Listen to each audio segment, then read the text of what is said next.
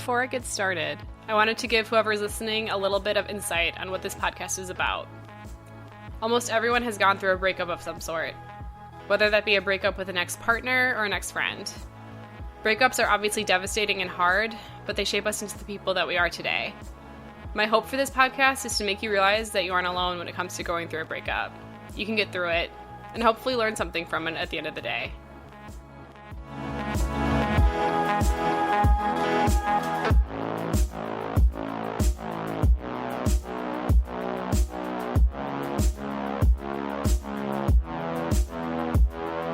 This is Obliterate Podcast. I'm your host, Christine Nikolic.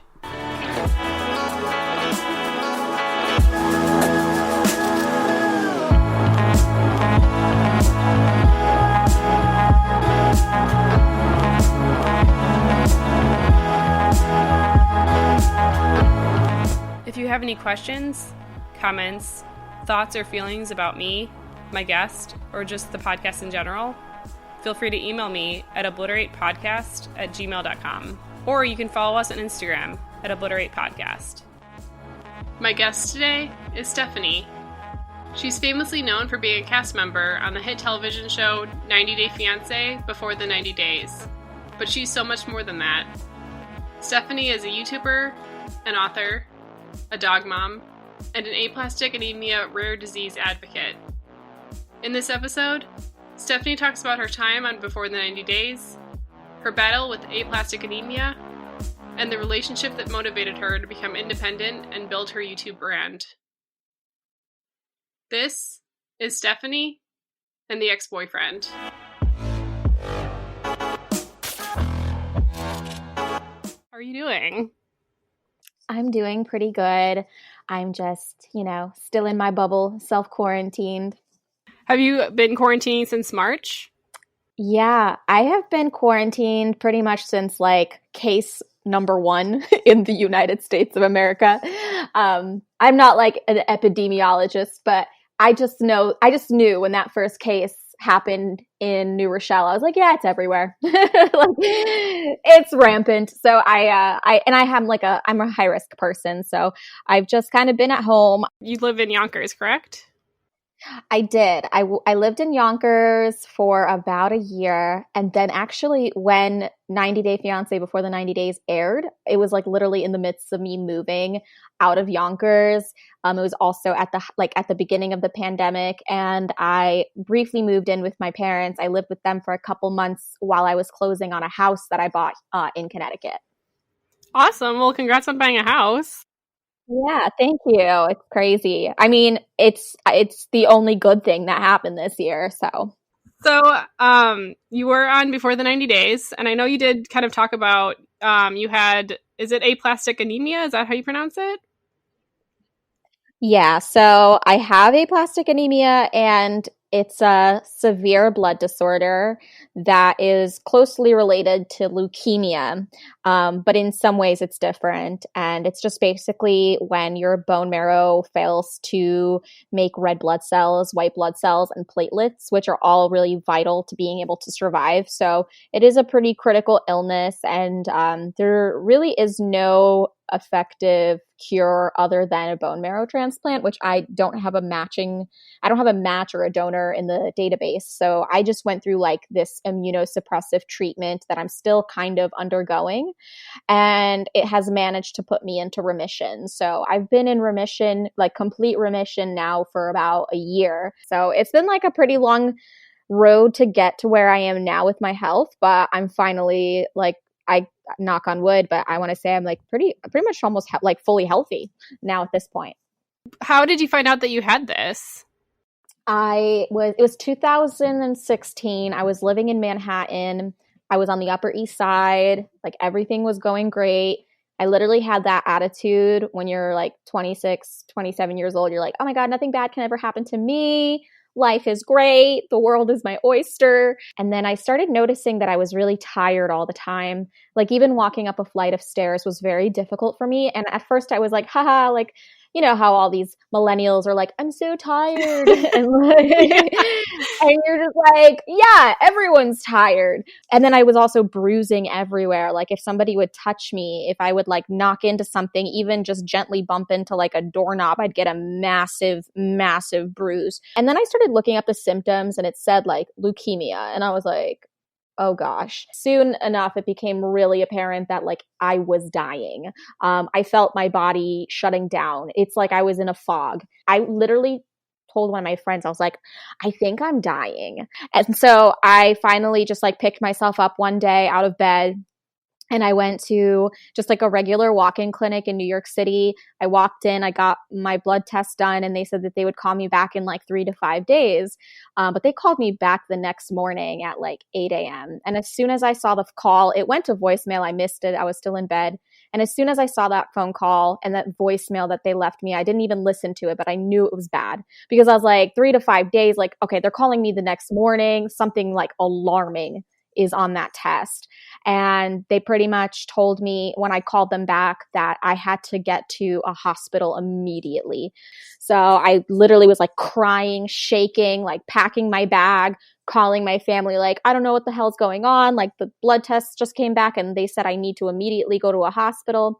And then it was like literally like a whirlwind after that. Like I went to the hospital, they checked me in, they ran tests for like a week. I stayed in the hospital. I moved from New York City back to Connecticut and then to Maryland where I did like an experimental treatment for this illness because it's so rare. And for about like 6-7 months, it was like really on the edge. Like I was like, I had like one foot in the grave and like, but I'm doing okay now. So what a whirlwind. And you're so young too to be dealing with all this stuff. Kind of. Yeah, I was young at that time. I felt a lot younger than I am now. I mean, one of the reasons I reached out to you is because of your journey through like just this illness and how like brave you were to talk about it. I commend you for just being so open about these things because I'm sure that's really hard to just even talk about and like relive it all the time because I'm sure people ask you about it. I don't want to ever forget what happened to me, and I still want to spread awareness and advocate for people with aplastic anemia and other disorders. But at the same time, like I also need to get back to normal and just, you know, not feel like a patient anymore. Has it been hard getting back to normal with COVID? Oh my God, yeah. Well, see, I was in a bubble for like 3 years. And, you know, for like 2 of those years, I really couldn't go anywhere. I was very confined. I was, you know, always at risk for sepsis or dying of like a brain bleed. So I was like, you know, living in constant fear for about 2 of those 3 years. Then I started getting a little bit better. And so I was, you know, kind of leaving the bubble a little bit. And finally, after 3 years of that bullshit, I'm like, I am completely healthy and now I can go do stuff. But the world is like, nope, pandemic, gotta wait just a little bit longer. And I'm like, no. That's so frustrating. Yeah, the world really, really wants to keep me home. So I think that the universe has just told me like, Stephanie, you're not ready to venture out into the world yet. Give it another, you know, year, 6 months, whatever. And then after that, you can go gallivant around wherever. Yeah, I mean, hopefully, I feel like I see the end. It's in sight. It's somewhere, but hopefully this year will turn around and COVID will be gone. Yeah, I think so. I'm gonna get the vaccine. I want it. I don't care what it does to me. Just give it to me. Same. I've had sketchier things in me before, so. Is this whole illness the reason why you signed up for Before the 90 Days? Well, it was kind of like an idea that I had that I presented to, you know, Erica, who was this like cute girl that I was chatting with online that like we were romantically interested in each other. And I guess you could say we had like some sort of a relationship with each other, but it was not a solid relationship. Now looking back, I realized that we didn't know each other very much, but we just thought this would be such a fun idea. And I guess for a moment, I believed that this could be some like whirlwind romance, and I would travel to Australia, and it would just be like this awesome epic adventure and journey, and that like she could then come stay in New York with me for however long. And I don't know, like I just idealized this whole thing in my head, and then when I went there in person and like lived it, I was like, okay, this doesn't feel right. This is just not, it's not compatible. And obviously the way that I expressed that was not good. I don't know what, like I watched the show a couple times, and I'm still like trying to understand like what the hell was wrong with me. But I definitely know that there was something wrong with me. Like I was not the finest human, nor was I the best version of myself. And of course, I regret a lot of things. And, Erica and I no longer speak. And that's just been a mutual decision, because I just believe that sometimes two people are just on two different wavelengths. Like we think so differently. We have our own interpretations of the events that happened. And anytime we did try to speak after the fact, it just descended into arguments and fighting and anxiety. And I was like, I can't keep doing this to myself. So eventually I was just like, I have to put the stop to this communication between us, because there's no end in sight. It's just like a hamster wheel of just arguing. And I can sit here and say I was wrong, I'm sorry, I'm a piece of shit like 100 times, but like you can't force somebody to accept your apology, especially if they're not ready to forgive you. And while I did do some things that were not great and I acted in ways that I'm not proud of, I also don't think anything that I did was like horrific. Because I look back, I'm like, yeah, I did some fucked up things, but none of those things were like the worst things in the world. Like there's things that reflect me as a really flawed person with like jealousy issues and this and that. But like we only knew each other for a short period of time. It's not like I, abandoned her or, married her and then cheated on her with her dad or something. Like, I didn't do anything that fucked up. It just didn't work out. I mean, yeah, I think people are very mean. I'm sure you got some backlash that was uncalled for. Some of it, I guess I did deserve. Some of it actually was constructive, which I appreciate. I'm actually a million times sure that they didn't show everything, and they love showing like the dramatic stuff. That's just how TV is. And I think the fact that you're owning up to everything that you think you did wrong that's great. And that's the point of living, is making mistakes. So yeah, I didn't see you as a villain at all. Oh, thanks. I really didn't. Thank you. Yeah. And I think that, I mean, I've never met someone online, but I did have like a relationship with someone like over the phone first, and then like we like ended up dating. Like he moved to Chicago for me, and it was once he moved here, I was like, what have I done? Yeah. Oh god. So I feel like I understand where you're coming from, where it's so easy to like fall in love over the phone and over Skype and all that stuff, and once you're with someone, it's not always like what you expect. Absolutely. 100%. And for me, I'm the type of person where in order to like really feel like I can be myself and open up to somebody, I need to be around them for a long period of time, and I need to take it slow. I have a really different love language than most people, and I express my love very differently, and I can come off as kind of cold. And all of my friends and family tell me that, and they're like, you are a cold person, Stephanie, but you just like, I'm just like a very old car in the winter. It just takes a really long time for me to warm up and like get started. That'd be hard to feel that way and then like meet someone and try to like fast forward a relationship within 3 weeks. Like, I can't imagine that. Yeah. And of course, the show's production also puts a pressure on that, because you're very much so aware the entire time that you are going to be on a massive like national television show, and that the world is really expecting a love story here. And not only are they expecting that, but this is my big coming out to my family, to the world.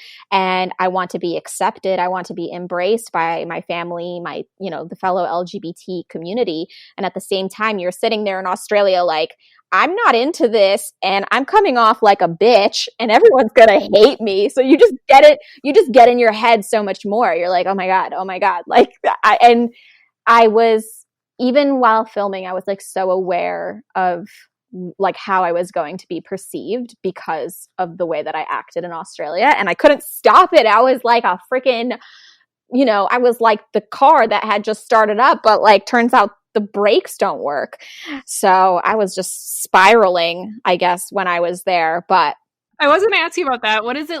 How has it felt being the first same-sex couple on this show, and how was it coming out to your parents on TV? What was that like? In one word, stupid. Because I don't think anyone should televise their coming out. I think that's just like putting so much unnecessary pressure on yourself. I think it also added a level of stress to me as a person, and that made me, not so pleasant on the show as well, because I was just like a constant train wreck, constantly whispering with the cast and crew about like, when are you going to tell your mom? And I was like, I don't know, just give me a couple weeks.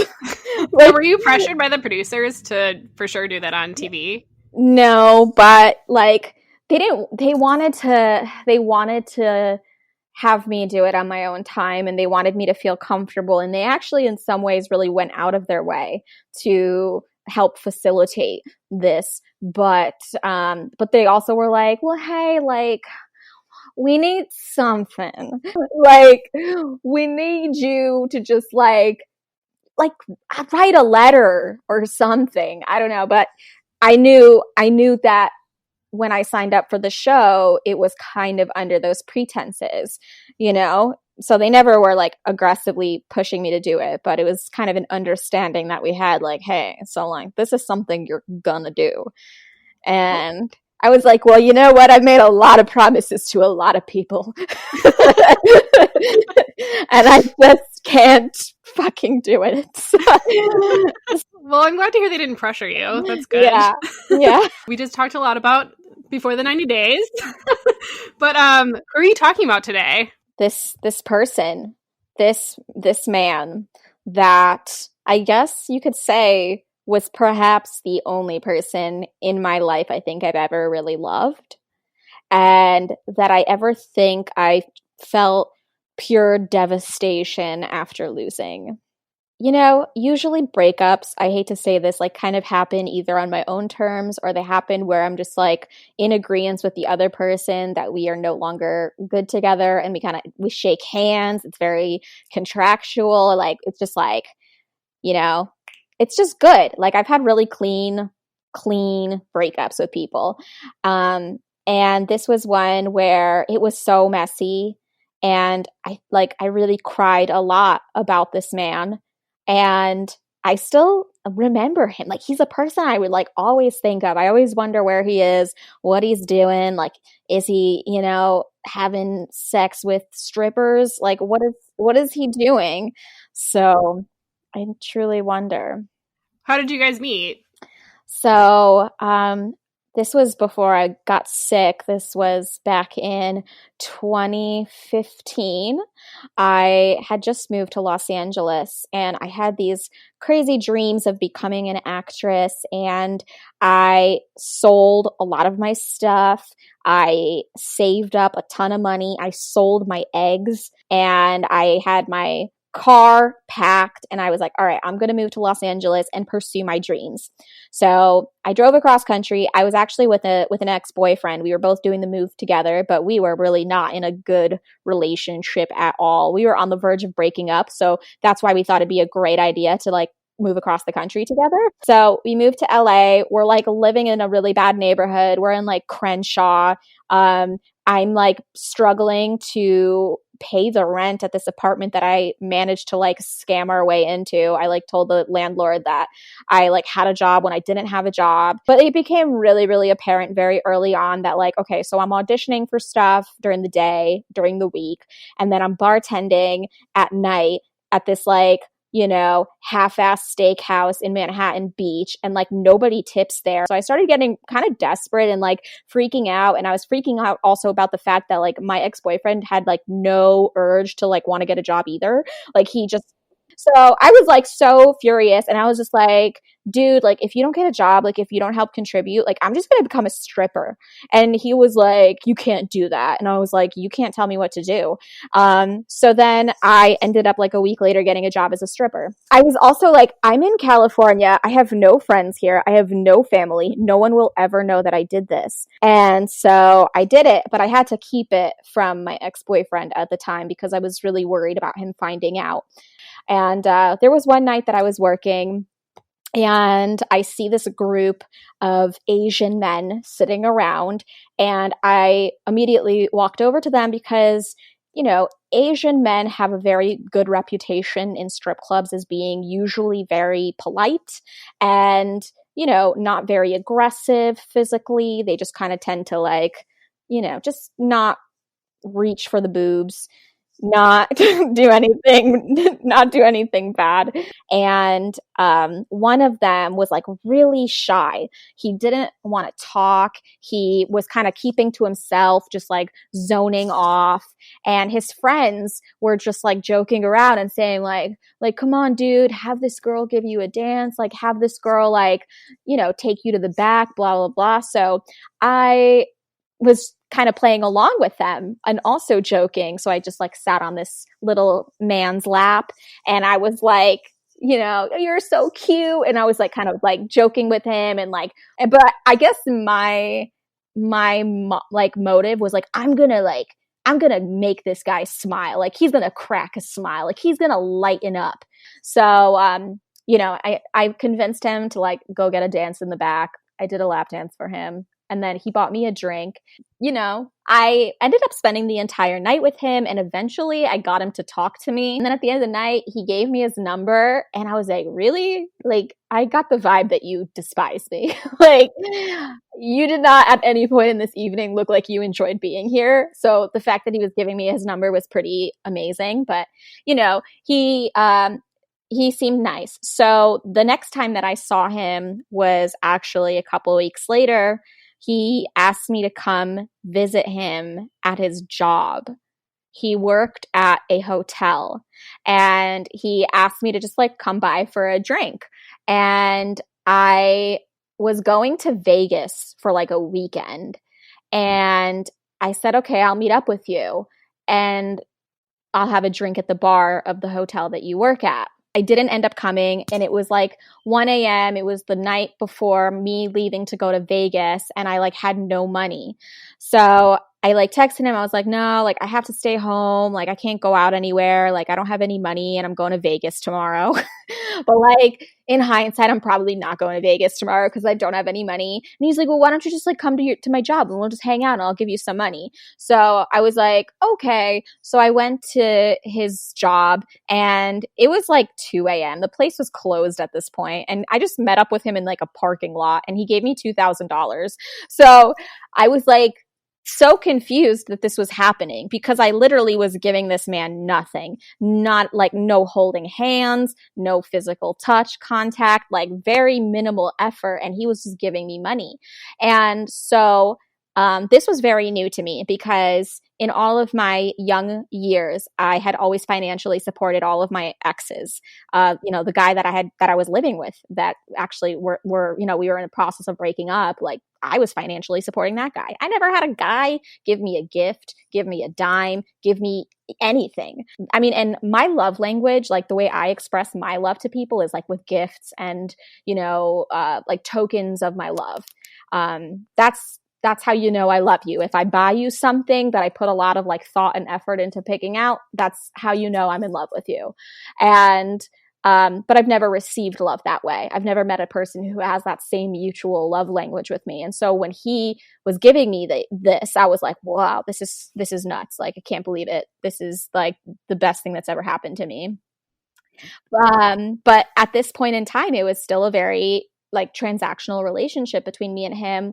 I didn't know him. I wasn't close with him. He was just some dude from a strip club that didn't have any interest in sex with me, but wanted to give me money. And I thought that was perfect. That's like the dream, right? For any stripper. And I was such a different person at that time too. Like, the way I thought was so different. I think I just had like really like just a survival instinct, because I was like out there in LA on my own. And, like there were times where I had like $10 in my bank account, and I guess I didn't feel like I could ask anybody for help. And so this person just gave me money, no questions asked. And so eventually, I went to Vegas. I came back from Vegas. Me and the ex-boyfriend, we ended up breaking up for good.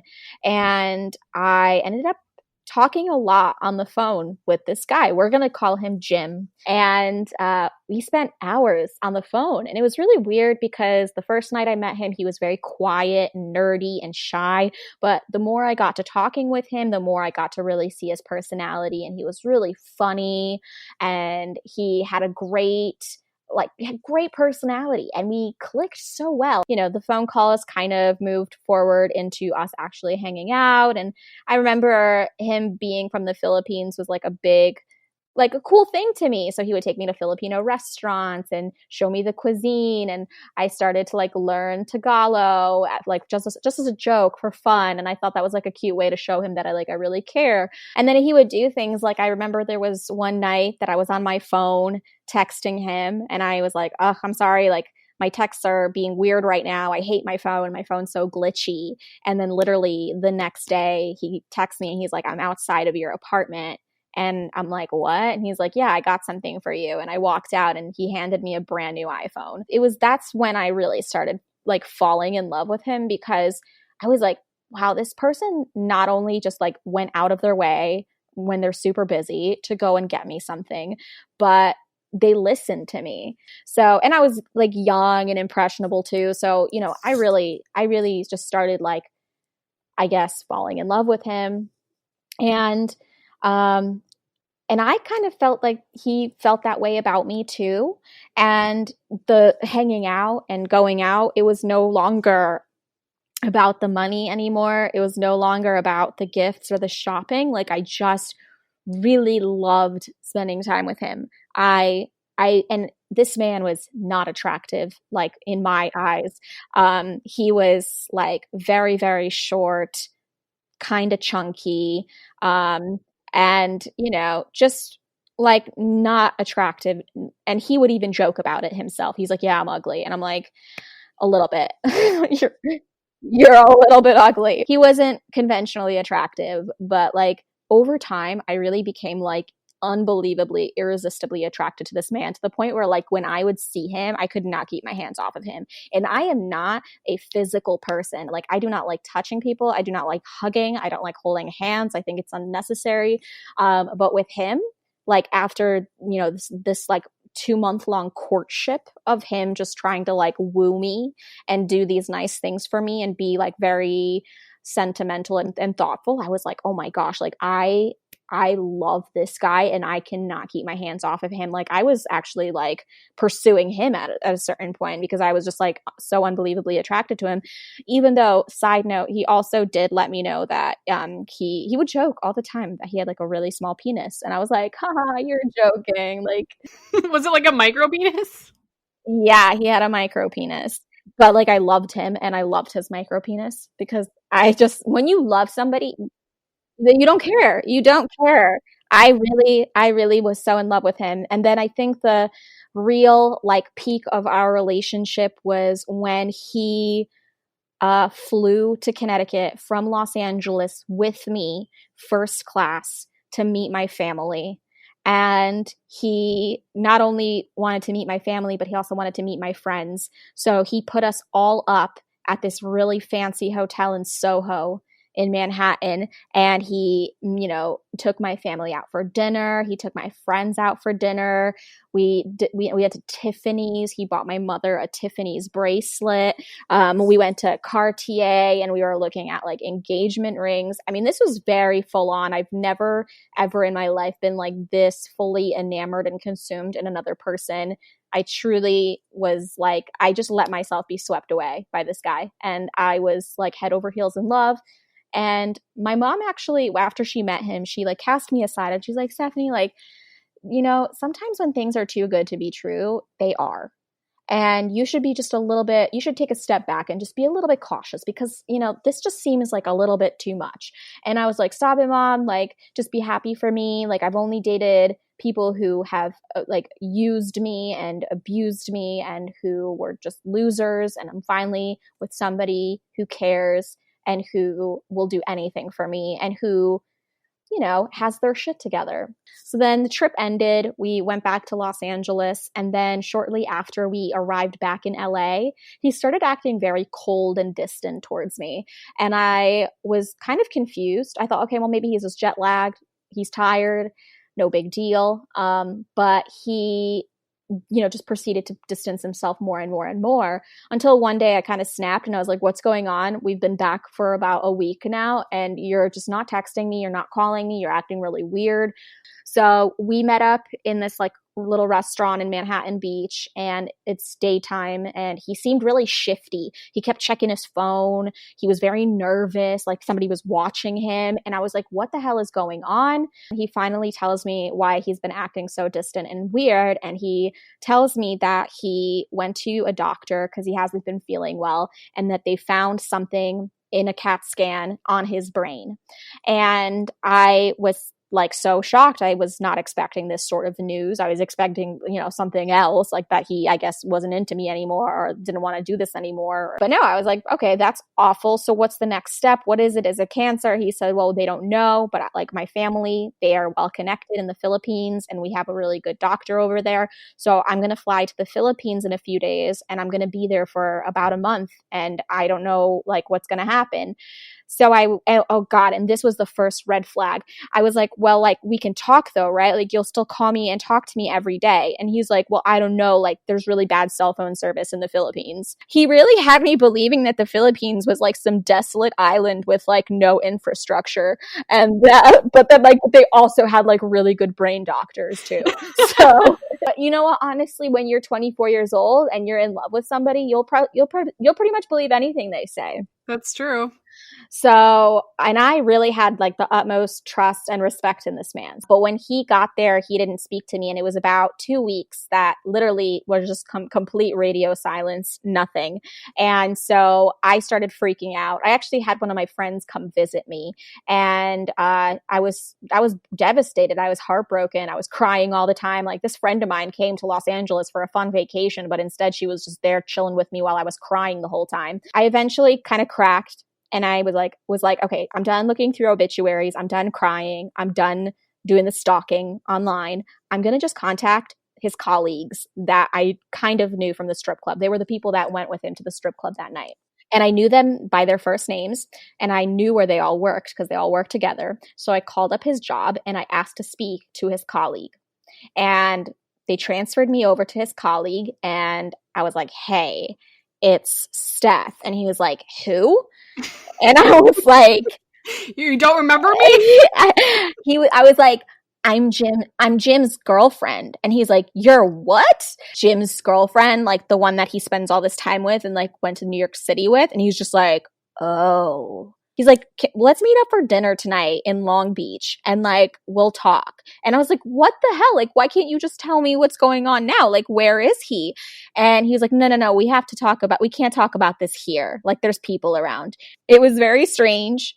And so I agreed to have him take me out for dinner. And it was actually a fancy dinner too. It was really weird. I think he was trying to take me out on a date. And I show up and he's sitting at a table. And he seemed very confused. And I told him about the brain tumor and he laughed. And I was like, okay, so clearly that was a lie. And then he told me that it was not, in fact, a brain tumor, which was why he left to go back to the Philippines. He went back to the Philippines because his father had passed away and that he was there organizing the funeral with his wife and 2 children. Oh, no. Yeah, so that was like a huge blow to me. I could not believe it. And then I started going back in my head after that to all of the like the little indiscrepancies and how like, oh yeah, like I never went to his house. Like we'd always hang out at my place, or he'd only call me between these hours, and he would always step out of the room to take a call, and he would always say it's for work. He would always say it's for business. I was obviously heartbroken over this. I was so sad. And then I asked him when he was coming back because I really wanted to talk to him. And he told me the date that he was set to come back to work. So I was like, I don't want to like break up a marriage. That's the last thing I want to do, but I at least need an explanation. So when he arrived, I knew it was like the day that he was arriving. I texted him and I said, listen, I'm a crazy bitch. And if you don't agree to meet up with me, I'm just going to show up at your job. So that's a way to get him to talk to you. Yeah. And I think that scared the shit out of him because he immediately called me after that. So he called me and he was very quiet. And I was just like, listen, I just want to talk to you. I want to see you face to face one last time. I want closure. I want an explanation why you did this, why you let it go so far, why you met my whole family and bought my mother a Tiffany's bracelet and took me engagement ring shopping. Like, why did you do that if you knew that that was never going to be possible because you're married and have 2 young children? We got to the parking lot. He walked out of his car and he barely wanted to even look at me. He didn't even want to make eye contact. And I was kind of like aggressive. I was like, dude, just tell me what, like, why? And he told me that basically I was what started off as a fantasy. And it escalated. He thought that, okay, we would just hang out a few times and that we'd have a little bit of fun and he'd give me some money and that, like, that's it. I would just be some arm candy for him. And then he was like, but then I started liking you. And then and then I kept saying, okay, well, like, I'll do it for 1 more week. And then 1 week turned into a month, and then a month turned into 2 months. And then I guess it became this bit, it like snowballed into what it was. And it became so much harder. And then eventually his wife ended up finding out before they went to the Philippines because she had checked her like points and mileage for her airline miles that she had with her and him. And she saw that they were all redeemed and that he had taken a trip to New York. And she didn't even know about the trip to New York until that point. Then she called up the airline and she found out like who the ticket was for. And she saw my name. She looked me up on social media. She found my YouTube channel. She found everything I had about her husband on my social media. So like she then actually, I think it was after my last meeting with him, she messaged me and she said, stay away from my husband. Otherwise I will have something bad happen to you. And I had no idea. I literally had no clue. So yeah, I mean, we talked and he just basically told me that I was a fantasy that got out of control, that got out of hand. And I left that day just, I guess, not feeling much closure because even though he gave me an explanation, I was still really in love with him. And then he would reach out to me afterwards, like, I miss you, be like, I'm so sorry what happened between us. And there were actually a couple times after the fact that we did meet up. I don't know what I was trying to do. I guess the first time we met up after, I asked him, I was like, is there ever like, clearly you're in an unhappy marriage. Like, are you ever going to get a divorce? Are you going to leave her? And there was actually that point that he did say, yeah, like, I really want to leave her. I just want to be with you. And I kind of believed him. And I said, well, if you can leave her, then maybe we could be together in the future. But I was so stupid. Like, God, now that I look back on that, I'm like, ew, Stephanie. And then I, being the dumb 24-year-old I was telling all my friends, like, oh my God, he's going to leave his wife and we're going to actually eventually be together. And then actually one of my friends who is also Filipino, she said, that's never going to happen, Stephanie. Divorce is illegal in the Philippines. So if he's telling you that he's going to divorce his wife, like, he's not. So that was the final straw. That was when I was like, this guy is just so full of shit. He is a pathological liar. And so eventually I cut him off, and it's been years and years now. We haven't spoken since. But like every now and then I will go on to Facebook and I'll look him up. I wonder what he's doing. I wonder if he ever thinks about me. And I wonder if he's ever done anything like what he did with me to somebody else. I'm sure he does think about you. I'm sure he does. Yeah. Like, I wonder, has he seen Before the 90 Days? Like, has he? Oh, yeah, I wonder. Yeah, I'm always wondering those things. Like, does he watch me? Because I remember he used to watch my YouTube channel. I remember he used to, like, follow my social media. And I'm just like, huh. And if he does watch me now, so, like, it's been, 5 years now. And since then, I'm single. I have never, after him, I never, ever, ever accepted gifts or money from another man. I became like very adamant on being an independent woman. I take so much pride in my own money and being able to buy myself my own things.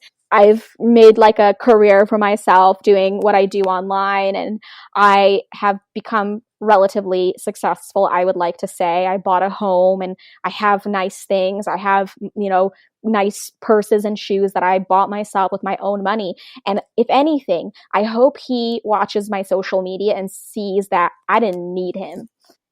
And not only did I do it myself, and not only did I attain all those things that he initially gave me, but I surpassed it. I did far greater for myself than he ever did for me. Yeah, I mean, that's so true. And I mean, I feel like I haven't talked at all, and I'm sorry if I've been like silent, but like my mouth was like open the whole story. It's such a wild story. I know, so crazy. The thing that annoys me about situations like this is that the wife is like blaming the other girl. It's like, why don't you look at the man that you're married to that's doing this? Like, I don't know. Absolutely. Like, it's frustrating hearing that she like messaged you and was like, stay away. It's like, or maybe you should get divorced from this person that is like ruining your family. Like, exactly. Yeah, I didn't understand that either. But I think that a lot of women have this mentality that like, oh, boys will be boys. You can't blame them. But these women, these trampy women, just walking all over, just trying to, take my husband. I'm like, I'm sorry, no one was trying to take your 5'3" chunky micro penis husband. Like, but actually, he also proved to me that, before that, I always dated aesthetically, like people that were my type. And after dating him, I realized that you don't have to be physically attracted, or I don't have to be physically attracted to somebody to be in love with them and to have desires towards them. Yeah, I mean, that's interesting. I feel like everyone always says you have to be attracted, but clearly he said you weren't. So it's not all about that. No, not always. How did it feel when he told you that you were just a fantasy? I feel like, given the nature of what I do online, it's like I am this like kind of explicit, kind of sexy person online. I think that that's what I can sometimes be for a lot of people, is just like a fantasy, and they just like see me this way online. And I think he saw me one way. He saw me as like this like sexy stripper, young blonde girl from LA. And I think he did care for me a lot. I don't know if he was like in love with me. I think he cared for me.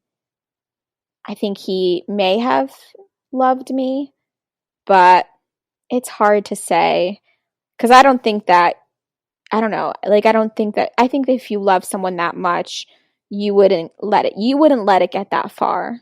Did you guys tell each other I love you? Yeah, we did. In my head, I'm like, it was a real relationship.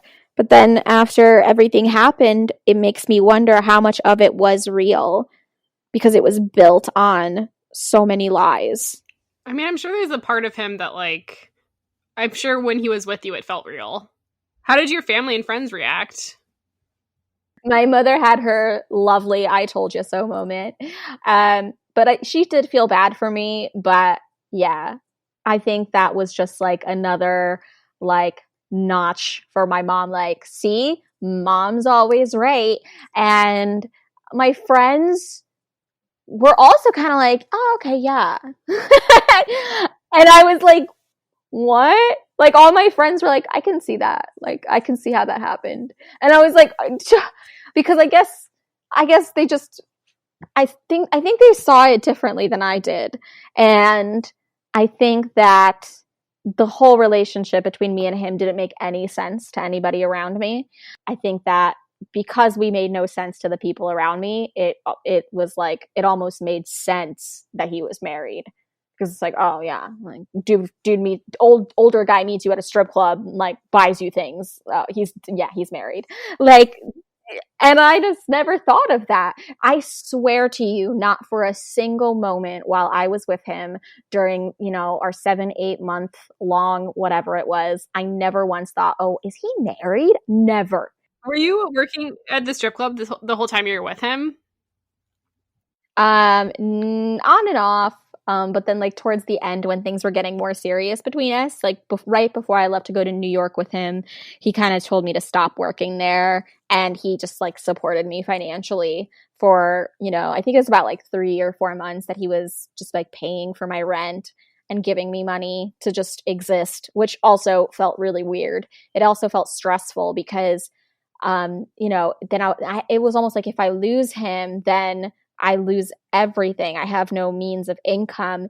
And that's what kind of makes it more screwed up, because he insisted that I don't work. He insisted that I don't go back to the club and that I just put all of my effort into auditioning. So I wasn't worried about money at all. I was just worried about like my creative stuff. And that makes him disappearing, I think, a little bit more screwed up now that I think about it, because he knew that I had just like dropped everything that was making me a substantial amount of money, and I completely relied on him, and he just ghosted me. Eventually, it was like 2 weeks that he wasn't talking to me. I was like, I have to go back to work. Like, I have to go and make money now, because like he might come back, but I don't know if he is, and I don't know if he died. So I returned to work, and I was like, oh, I was actually like super depressed to go back to the strip club because I didn't want to be there. And it was like, I think I was back at the strip club for like a month, and I had like a mental breakdown. It was too toxic. It was too much of a negative environment. I was so miserable there. I just hated everybody. I was miserable. Miserable strippers make no money. People don't go to strip clubs to be around a moody bitch. They go there to be there with somebody who's happy and excited to be there with them. So, eventually I called up my mom and I was like, Mom, you have to come get me. I was like, Mom, come get me. And my mom flew to Los Angeles, and she packed my apartment with me, and she brought me back to Connecticut. What a good mom. Right? I had a full-on mental breakdown, and my mom took me back to Connecticut. And then I spent a year back home living with my mom. And that was the year that I grew my YouTube channel, and I actually made a career out of it. And the year later, I moved out of my mom's house and I got my own apartment in New York City and started a new life. You've had a crazy life. Yeah, I think that's why I got aplastic anemia. Oh. My mom always says, she's like, Stephanie, you probably got aplastic anemia because you just went through so much shit. Your body just gave up. I'm just like, probably. So you said that you talked to him a couple times after you guys like had your breakup. Like, when was the last time you actually talked to him? He came over one night, and this was like, I wanted to talk to him because I was in the midst of my mental breakdown. It was like right around the time when I called my mom and I was like, Mom, you need to come get me. I'm not doing well. Like I've gone off the deep end. Like I'm so majorly depressed. I couldn't even get off the couch. Like I would literally spend my whole day laying down. I couldn't move. And I was like in tears, bawling my eyes out one day. And I called him and I said, please, like you need to come here. I just need to see you. So he actually ended up coming to see me. And I remember just like crying with him on my couch and just like asking him like if there was any way for us to be in the future together. And he was like, I don't know.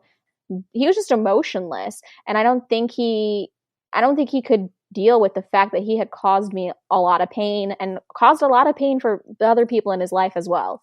Like, I'm sure it wasn't just me. I'm sure he caused his wife an insurmountable amount of pain and probably ruined their marriage for, forever. I just needed him to understand how much he had hurt me and how sad I was.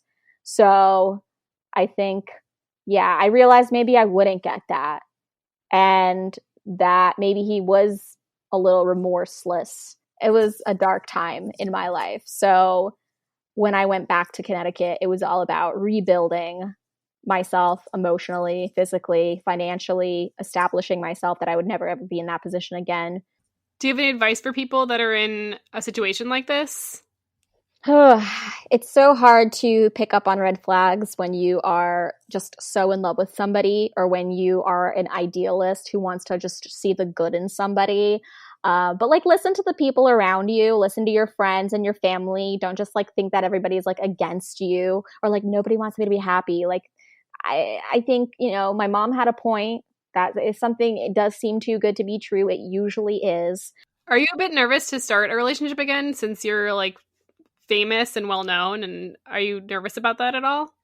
Well, it's pretty tough being a Z-list celebrity that's widely that's widely despised by people. But no, it's not too bad. I think most people that I've matched with on like dating apps and stuff, they don't even know who I am. So I don't really have a problem with dating. And I think that the number one thing that's impeding on my ability to date right now is the pandemic. So we'll just have to see how it goes once COVID is over.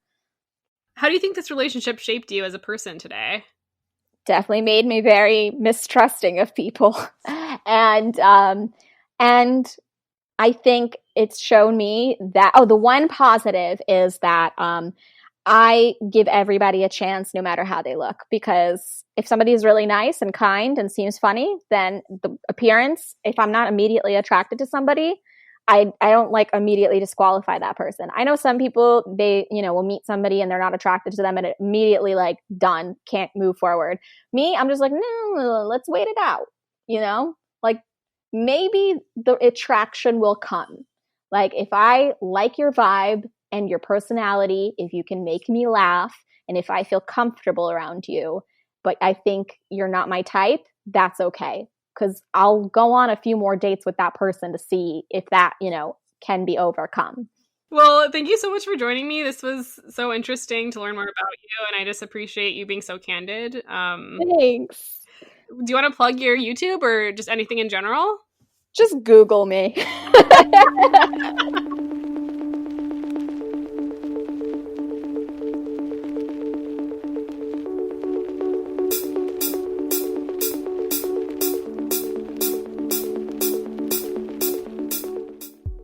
I think the main takeaway I'd like everyone to have from this episode with Stephanie is to try and make a conscious effort to learn from every relationship.